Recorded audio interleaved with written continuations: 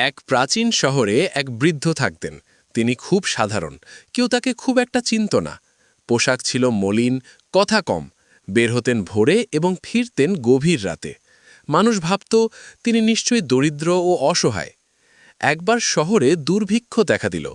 এক ভোরে দেখা গেল বাজারের দরজায় এক থলি ভর্তি খাবার রাখা, সাথে একটি চিরকুট।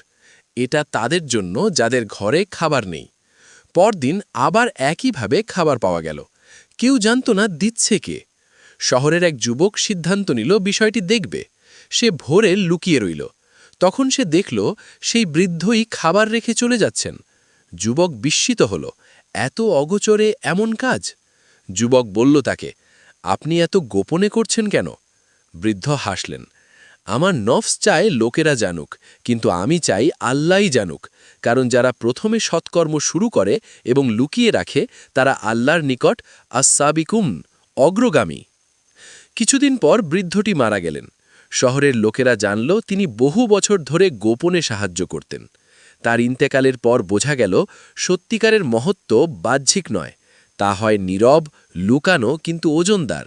যেমন নবী সাল্লাল্লাহু আলাইহি ওয়াসাল্লাম বলেছেন, আহসানা ইবাদাতা রব্বিহি ওয়াকানা গামিদন ফিন্নাসি লা ইউশারু ইলাইহি বিল আসাবিয়া।